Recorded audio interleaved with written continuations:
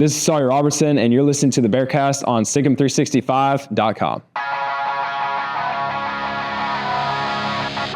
Welcome into the Bearcast on SicEm365.com, presented by WellMed Medical Management and Barefoot Campus Outfitter. Head on over to Barefoot Campus Outfitter in Waco, or go to the website and use SicEm365 as your code to save 20% off your purchase. I'm your host, Grayson Grundhoefer, and today I'm here with Levi Caraway. We're going to recap Utah's 55-28 win over the Bears. Really tough performance, a lot to dive into with this one. A lot of recent days records that I would say that Utah set on this Baylor team from a point standpoint, from a yardage standpoint. Just a really disappointing effort and kind of what was felt to be a must-win situation for Baylor and for Dave Aranda in general. Didn't quite go out that way, and so now we're here, Levi. So initial just kind of thoughts on what we saw on Saturday in a tough performance for the Bears. It just felt kind of like a culmination of the season, just the offensive struggles, the inconsistencies on that side of the ball, and then defensively just getting destroyed on the ground and just being soft up front. And then toward the end, you kind of have the fight, and it just felt like everything was just kind of like unraveling. Obviously, there's some high moments with the fan section. That was awesome. But on the field wise, I think it just kind of signaled like, yeah, this is going nowhere. This was kind of an opportunity maybe to have a late season push, but Utah just put that to bed early. And just Baylor couldn't stop them on the ground, and that's what they've done all season outside of a few moments here and there. But yeah, just a really, really disappointing loss and a frustrating loss. There really weren't many positive takeaways from that. I think what you said was kind of the way, at least I was feeling, I'm sure most people were feeling as well. It was kind of a culmination because it was everything that we've seen all year basically wrapped into one game. It was the start where Baylor's defense, 2 straight stops, and Baylor's offense misses on opportunities, whether it's the overthrow by Sawyer Robertson down the sideline to Michael Trigg, which might have been a touchdown. I don't know how much room there was, but either way, it would have been like a 50-yard gain, and Baylor would have been driving for at least a field goal on that drive. You had a missed field goal in the first quarter, and then you had the drop by Trigg on the sideline as well, which would have been another first down, another big play, just little things missing. So even when the defense was playing well, the offense wasn't playing well. And I do think those slow starts, they cost you. They cost you big time because then you saw the defense unravel, which is the other part we've seen all year. The defense unraveling, not being able to stop the run, not forcing a running quarterback to have to throw the football at all. Like not even, there's no need for him to throw the football. That's been commonplace. Untimely penalties has been commonplace. Missed opportunities in the red zone. It goes on and on. It was the same story once again on Saturday. And I think that is what continues to be the most disappointing and problematic thing about this team. Yeah, for sure. And I guess just kind of let's talk about in particular with how that game impacted Dave Aranda. Obviously, with the uncertainty surrounding Mac Rhodes going into this game, it was really important for him. What did you kind of feel like it made statement-wise for him and his future? I think it's been trending in the direction that, there's a lot of uncertainty here because you got Mac Rhodes with the week that Baylor had last week where he's on personal leave, not expected to come back, at least in my opinion. I don't see how that happens. I know that the rumors have been 4-week leave is what it has been, but that takes you kind of past even the hiring window a little bit. And so I just don't see that being realistic, and I don't see that happening. And then you look at the other side of things, it's like, okay, so now Dave Aranda, there's no athletic director. So is anyone making a decision here, or is it going to drag on to the end of the year? Again, I think ultimately it's just at a point now where I can't see how either position isn't filled by a new person. Like, I just don't think that's realistic. I think when you look around at the fans, when you look around at just kind of the way people are feeling about this program, I just can't imagine that anyone would think that, oh yeah, running it back is a good idea. Like I can't imagine that, just the way things are right now. And so I think that's the hard part with all this, is just the uncertainty as far as a timeline goes. But I do think we're just inching closer and closer to what everyone feels like is going to be the ending of this story. And so it's just a matter of when in my eyes now. It's not really an if situation. Yeah, I'm right there with you. I think there is kind of some things being thrown around, especially after that news broke of Mac Rhodes' leave of absence. That with like how crazy the carousel is going to be, maybe if Aranda can go 2-1 down the stretch, like you settle and you bring him back for another year, even though I think everybody knows that'd be pointless. But those questions are raised, and I think Saturday's game against Utah gave a definitive answer in terms of like, yeah, this is going nowhere. It's time to make a change, but obviously without an AD, it's probably most likely going to come at the end of the year instead of on Sunday, as a lot of people were hoping for. Yeah. Real quick, Sawyer Robertson has something to remind you about. Want the latest information about your favorite team? Try out SIGM 365 premium content the next 3 months for just $5 by clicking the link below. And now back to the Bearcast. A lot of people are hoping for, like you said, this Sunday. And then if they lose again, a lot of people are going to be hoping for next Sunday. And it's just that cycle over and over again. I do think that there was some merit a little bit in, he has a really close game against Utah and they went out. Yeah. Just to be clear, this was not a really close game. No. This was not at all a really close game. And so, I think that kind of put that to bed. And I know people don't want to hear that, if they would have gone 8-4, if they would have played a close game and gone 7-5, for me to say they would have kept him or maybe would have kept him is more just based on what we've heard, not necessarily my opinion on this is what should happen, just more so kind of what we've heard at this point. I also think if Mac Rhodes wasn't gone, I mean, who knows what kind of decision he makes? Because I do think that, based on kind of where things had been going and everything that we had seen, I mean, felt like 8-4 was a rather firm number that Baylor had in mind for this season as kind of your minimum, your baseline. So who knows? Who knows if he was in place, if there was solid leadership there, if a decision wouldn't have been made already. But now it's just like we said, just the timeline's just different. And I know people are nervous about that because you feel like your hiring window is now.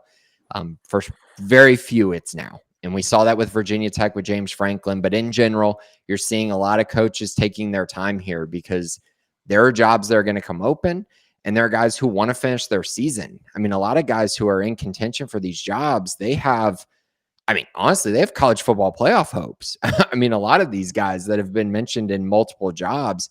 And so I think that's also playing a factor in some of this going a little bit slower because they're not trying to cause distractions unless you're Lane Kiffin, which then you're like, I'm going to cause all the distractions in the world for my team that is a national championship contender, which is kind of wild. Yeah, and I totally get people being antsy and whatnot because it feels like ever since that TCU game, people have been pretty checked out. So I think it's perfectly understandable. And yeah, neither one of us are arguing for whether he should come back or not. It's just the reality of what we've heard, especially considering the carousel and whatnot. But going back to the game, I think there's one question I wanted to ask you. Do you feel like the pressure has finally gotten to Sawyer Robertson just because he was super inaccurate the other night? And I think after most of the season, he's had to carry this team. I don't know where I stand on that because I think that just being honest and realistic here, I mean, I think he's had these moments all year long. I mean, it may have been hidden some, but you go back to the Arizona State game. I mean, that was a game where the defense held them in that game. I mean, that was a game they should have won. Like if the offense had played well, if Sawyer had played to the level that he needed to play to, if your best receiver hadn't fumbled the ball multiple times, like you win that game. And so you go to that and you're kind of like, okay, so what happened there? The UCF game, obviously the defense played really well. Sawyer was great. It just was kind of a great team moment for them. But I wouldn't read too much in that. But then you look at the other games, it's like the TCU game, he didn't play very well at all. And that game was not sideways until right before halftime and then right after halftime when TCU scored multiple touchdowns in a row there that kind of created separation. But the defense wasn't playing bad early in that game, and Sawyer was struggling. And so you look at the Cincinnati game, what he threw for like 131 yards in that game, I think a season low for him. So there's been signs of this, honestly, since really the TCU game of him kind of struggling, him not playing to the level that everyone expects. And I know he leads the nation in passing yards, and I know he's put up ridiculous numbers. And I was going through Twitter and kind of looking through who's going to win Offensive Player of the Year in the Big 12. Sawyer is still up for that because no one has really taken it, but I just don't think he's playing at that level right now. And it's really unfortunate to see because, I mean, I'm just going to be honest with you, watching this game against Utah, there was an opportunity for Sawyer to throw for something crazy in that game. Like he could have thrown for like 550, and that's not really hyperbole. Like he had Cole Wilson open multiple times, wide open multiple times. The two throws to Trigg, that's like 100 yards of offense. Just those two, if they convert on those. He missed some in-breaking routes, which Dave Aranda mentioned. And I went back and watched this because I was curious about it. He said, if there were a couple of these in-breaking routes that hit and you get a missed tackle, it's a touchdown. And I was thinking about, I was like, man, did they hit any of these in-breaking slant routes? I didn't see one where they really hit on it. Sawyer missed a few of them. And so I'm just thinking, man, dude, you had a great opportunity here and just wasn't sharp enough on the day to really make Utah pay. Because again, if he throws for 550 yards, Baylor probably at least scores, 38, 40 points. Utah probably ends up scoring like 62, but still, like you put more points on the board, put a little more pressure on them. Yeah, I'm right there with you. And I think I texted you guys that like Cole Wilson probably could have had 250 and 3 touchdowns if Sawyer was accurate on the day. Yeah, I definitely think it's a very interesting topic because I think with him not running the ball at the beginning of the season, and then not having a run game as the season's gone on too, it's like I think just at this point maybe he's just broken down because the pressure of everything. I don't know. It's an interesting topic, but let's move to the defensive side of the ball. This was really rough after those first couple possessions. Baylor allowed 380 yards on the ground with backup quarterback Bird Ficklin having 6 carries for 166 yards and 2 touchdowns, and Wayshawn Parker, running back, going for 129 and a touchdown on 15 carries. What did you kind of make of Baylor's defensive performance? So just to kind of put a little statistical relevance on some of these things, the 380 rushing yards is the most they've allowed since a game in 2016 against TCU, where it's the infamous game with the cab shirts and, Baylor just gets blown out in that game. And they were 6-1 going into that game, and they gave up 62 points, which is also the most points Baylor has allowed in a game since this one. So this is like on par with that 2016 game. And if anyone remembers that 2016 game, no one came out of that game feeling very good at all. I mean, it was just a complete bloodbath by TCU. So when you think of a game that's on par with that historically over the last 10 years, it's a problem. I mean, it's not a good situation to be in. And I thought Utah did a great job. They had Devon Dampier in the game, and they were like running him and doing some stuff, trying to throw the football initially, and it wasn't really working. And so they brought in Bird Ficklin, and he just ran wild. I mean, it was just insane. It was like every single carry felt like it was a 50-yard touchdown. He also posted a perfect 100 QBR on the night. I mean, he put it all together, the freshman did, and that, I mean, it's a credit to him, but it's also just Baylor completely over pursuing, missing gaps, missing tackles. He threw Tyler Turner out of bounds on one of his long touchdown runs, which is unacceptable. I mean, this is not Tim Tebow that was running around throwing people. This dude, I don't know how much he weighs, but I can't imagine it's much more than like 210. So that shouldn't be happening, but he ran wild. That was unfortunate. All of Utah really ran wild. I thought they were pretty creative with their stuff, and the metrics really, they panned out. I mean, Utah has been amazing rushing all year. Run blocking has been absurd. And it was, again, I mean, the holes, the rushing lanes, the movement of bodies up front gave Utah a big edge in this one. So yeah, it was really disappointing. I don't have too much to say about the secondary as far as how they played in coverage. They weren't tested really at all, but I can tell you everyone from a tackling standpoint, from a physicality standpoint, left a lot to be desired. Yeah, and it's been bad all year in terms of physicality wise and tackling for the most part. I thought this quote was really interesting that Aranda had yesterday in his press conference. Talking about Arizona, he said, "This is probably the first time since Arizona State that a team's going to drop back pass on first or second down." So he basically admitted that they know most of these teams that they're playing are trying to run the ball, and they can't stop it. They have one of the worst rush defenses in the Big 12, and they have one of the worst rush defenses in the Power 4, and they still can't stop it, even when they know. And yeah, like Utah, it was kind of weird that Utah started the game trying to pass to begin with. But anyway, once they just started running the ball, Baylor couldn't stop them. And it's been like that all year. And even when they know it's coming, they can't stop it. And so, yeah, just really disappointing, especially with Aranda taking over the defense in these last 2 years. For it to be as bad as it's been, like if you're going to have a defensive guru head coach and the defense is horrible, like what's the point? Yeah, and I mean, when you look at the numbers, I mean, SP Plus has Baylor at 103rd in the nation on defense. K Ford has them at 104 on the nation. Massey has them at 82. I mean, this is one of the worst defenses. I mean, 2023 is the comparable one. I don't even know if 2017 was this bad, the 1-11 team from a defensive perspective. I still think, I mean, that 2017 team is the worst team I've seen. I mean, they were terrible for obvious reasons. And so, yeah, it's been very disappointing to see that. I felt like that quote that you mentioned, I kind of raised my eyebrows at it because I'm like, TCU, you played TCU during that stretch, and TCU can't run the football, but they did run the football that day with Barnes. So I guess that's why he said that, even though, I still felt like they were probably in that group as well. Maybe he just missed thinking about them. But yeah, I mean, they can't stop it when they know it's coming. When the other team has a running quarterback, forget about it. They're going to give up a lot of rushing yards. Luckily, this week against Arizona, they finally play someone that doesn't really have a running quarterback, and that's been a little bit better for them. The last game of the year, Connor Wigman is mobile and more of a power runner. They use him in design runs, which is going to be a problem probably for Baylor. So, yeah, I mean, just that's been a huge problem. The linebackers haven't played to their level that they need to. The defensive line, I just feel like, is just getting moved far too easily. And then you have missed tackles, missed gaps, over pursuit by secondary guys. And it's leading to all of these huge plays. I mean, it was really shocking just watching the Baylor-Utah game. And I want to say that Utah didn't have a red zone trip until the fourth quarter, right, of the game. Mm-hmm. It was the final seconds of the third quarter, yeah. Yeah, and it's just like they already had 35 points or something like that. Yeah, it's just crazy, man. It's just home runs after home runs. And I really didn't feel like Baylor did anything that was like, we talked about this going in. Baylor was going to have to be okay with giving up big plays if they were going to play super aggressive.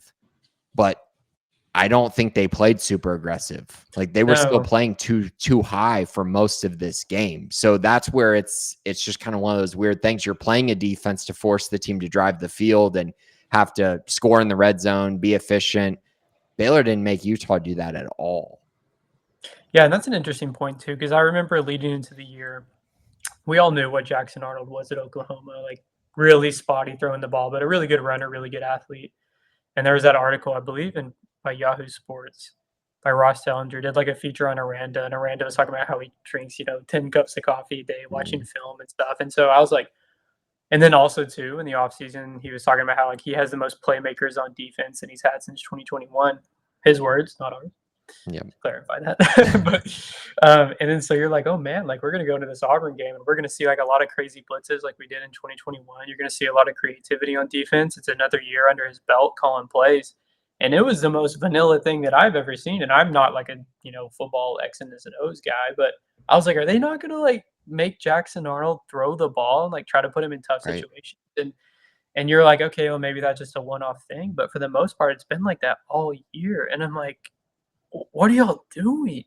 Y'all just get gashed in the run game, and you're not really helping. You're not really forcing your secondary to like even have to do anything. And I feel like they've held up decently well, or like better than anticipated. But the run defense has just been so bad this year. Yeah, I think it's one of those things where when you don't have the personnel, there's just not much you can do. I feel like it has to be that. Like Dave Aranda, for as much, he's not stupid. Yeah. No. Like, I mean, you can be upset with how it's gone, but also he knows football. I do think this is probably a personnel problem, which is on Dave Aranda's shoulders. Yeah. I mean, development is the other part of this as to, who's gotten better this year. I went through and I kind of looked at, who's actually gotten substantially better from last year. And I think I wrote down like 6 names. Defensively off the top of my head, I would for sure say Jacob Brody and DJ Coleman. And LeVar Thornton. Those were the 3. Yeah. And then I wrote Reggie Bush too. He hasn't quite played enough snaps, but he's clearly gotten better. And I don't know if we can count Tevin Williams because he's had so many injuries in the past, but he's been good this year when he's played. He's been good, but he's been good his entire career. He just has been hurt. He's just been hurt, yeah. I don't really necessarily think he's taking a big jump, but a lot of these guys that I'm naming are Paul Gonzalez guys who, Paul Gonzalez comes in and Caldra has elevated from, playing at a lower level to playing at Baylor and actually like being okay. He's had moments where he hasn't been good, but also he jumped up a level, wasn't expected to be in there too deep this year, and is having to play a lot. And so, between him, LeVar Thornton, Reggie Bush, like I think he's done a pretty good job. Tevin obviously doing what he's been doing. And then you mentioned Jacob Redding, but outside of that, I mean, I can't name anyone that's taken a jump up. I mean, Cooper Land's PFF grades and stuff like that, he's playing better, but I think that's more of a function of him just playing his right position. I don't think it's necessarily him And he taking was this hurt big last leap. year. Yeah, he was hurt. The Colorado game was out for that game. Like, I just don't think that, I don't know. I don't think that I would make the excuse for him there. And then offensively, even if you want to move to that side of the ball, I mean, just Josh Cameron, Michael Trigg, that's it. Who's gotten better? I mean, definitely not on the O-line. No. Running back, I mean, Bryson's been hurt all year. Yeah. Ashton's kind of been the same, maybe slightly better because he's played a little bit more outside, but I just not seeing the development. I think that's been a huge problem too. It's like, yeah, your personnel's not very good, but why is it not very good? Injury, sure. Development is the other piece of this puzzle, though. Like, guys have to get better over an off season, and they didn't get better, really. They didn't get, not at enough positions, at least. Yeah, there's one other quote I wanted to take this back to that he talked about. Aranda talked about this, and the players talked about it today.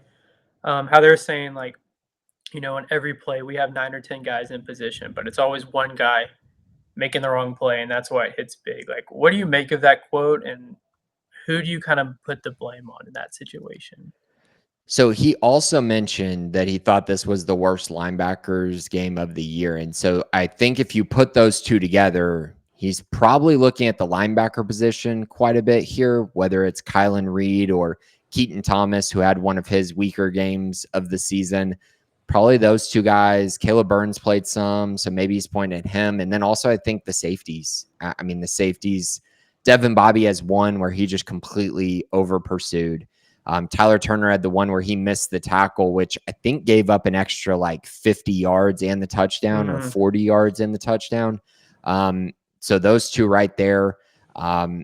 Yeah, those are the positions, though. I mean, it's hard to put blame on the defensive line because it's hard to know exactly what their assignment is as far as, is he supposed to make this tackle or is he supposed to just clog it up a little bit better? And so if you want to put blame there, then yeah, Devontae Tizino not being able to gain leverage and actually affect the quarterback, that's probably his fault. Like, not getting much of a hand on him, that's probably his fault.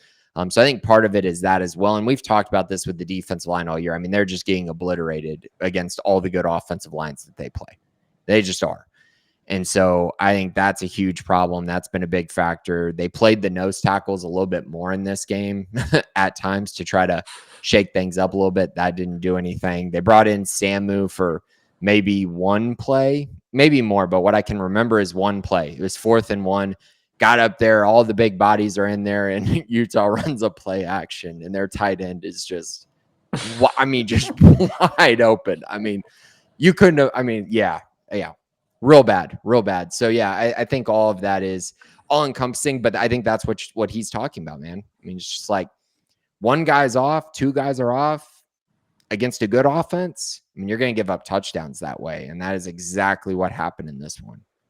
Yeah, and he also said that, and when they do it in practice, they play it perfectly. But that's something that he's been saying for years now. And like, people are just sick of it, man. Like, we don't care like that they're doing this well in practice. Put it on the field on Saturdays, and it just hasn't been the case.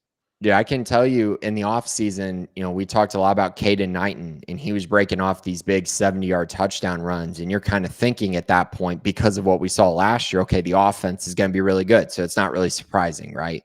But then you fast forward to this year, and Baylor can't run the football against anyone.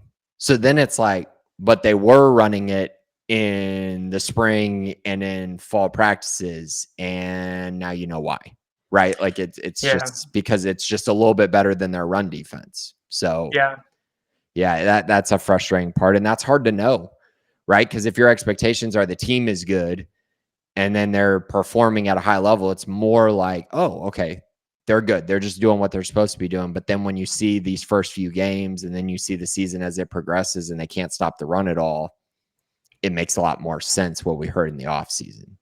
Yeah, it reminds me of TJ Franklin going crazy, like leading into the 2023 season. Like, oh, he's dominating practices, and I think that more obviously had more to do with Baylor's offensive line Horrible than offensive line. anything, because he didn't do anything that year. And then similar to this summer, we heard a lot about a lot of different guys being playmakers who have really not done much of anything on the defensive side of the ball this fall.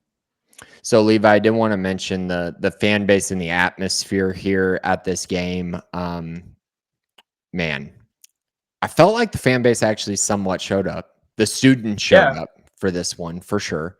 I got questions as to whether this crowd would be better than homecoming. I thought it would be, and I thought it was. Like I did think it was substantially better. And then, of course, you got the guys with the shirtless guys who go up to the top and start making all kinds of noise and being rowdy and being awesome, like providing some sort of juice in the stadium when Baylor really needed it.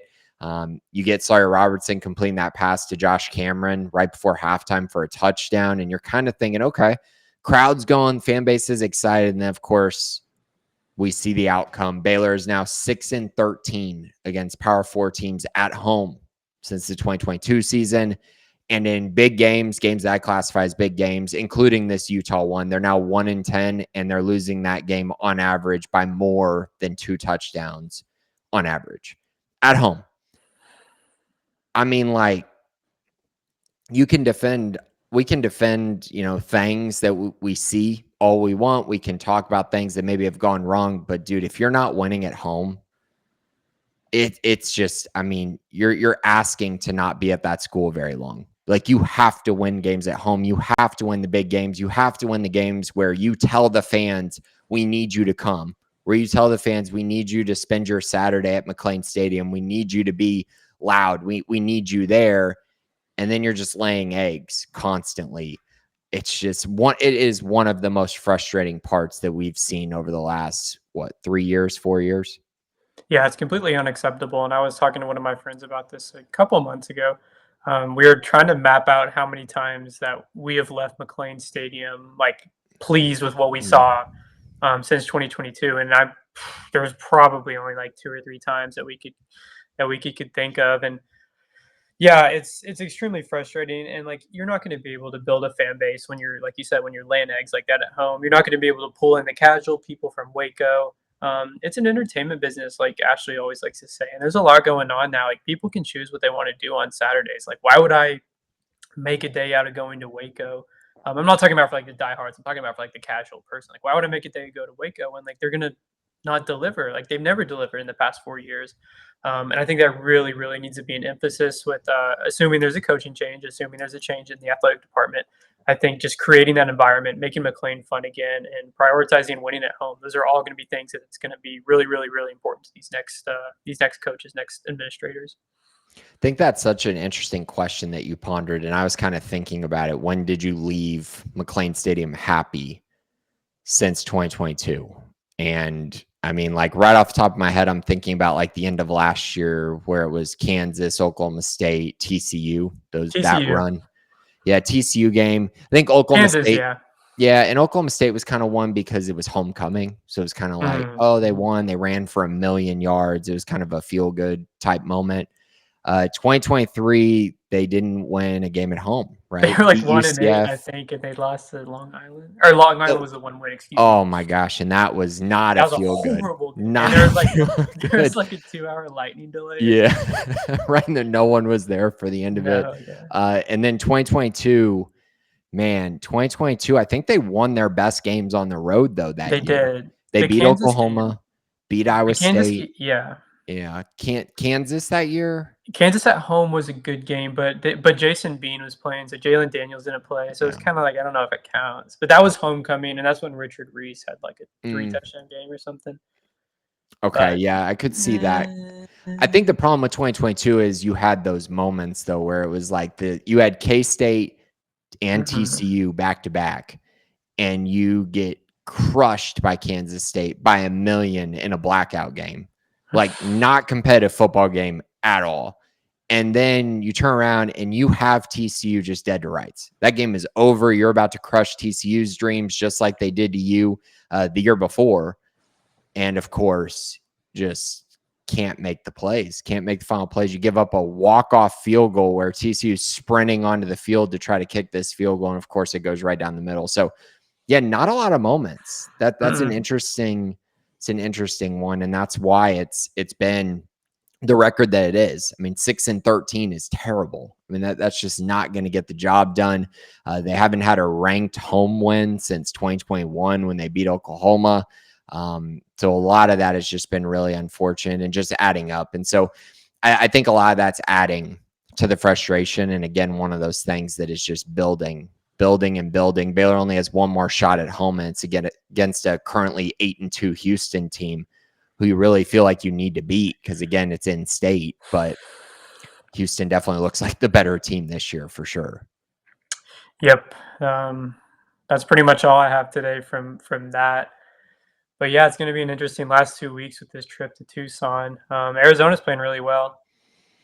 They are. Yeah, up to 7-3 now. Just beat Cincinnati, which Baylor failed to do a few weeks ago. And yeah, I think a lot of the conversation right now isn't even really about what's going on the field because everyone's just so curious where are things going for Baylor, and everyone's just like upset about it too. I mean, the amount of people who are so upset about a coaching change not happening already, like you're seeing it all over the place. And so we'll see what happens over these next few weeks. If you want to check out more on that, be sure to check out Sikkim 365 Premium. We have all kinds of notes and nuggets. I know both myself and Levi have been posting a lot. Ashley and Colt have had multiple updates on kind of what's going on behind the scenes as well. We're going to continue to put out all kinds of content on that as we hear more from sources and as we just kind of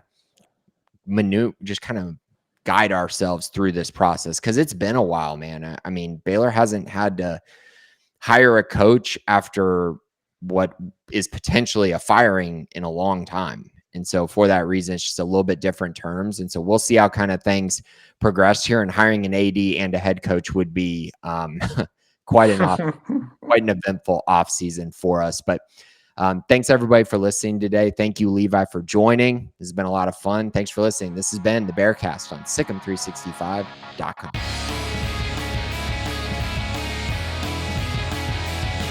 Join Sikkim 365 Premium on a $1 for 1 month trial to read our experts' notes and insights. Know about high school commits, off-season transfers, coaching staff changes, and so much more before the rest. Also, download the Sikkim 365 app on your iPhone today to get instant notifications of breaking news, read up on the latest inside info, easily interact with other Baylor fans on our forums, and get alerts for anything published by your favorite staff members.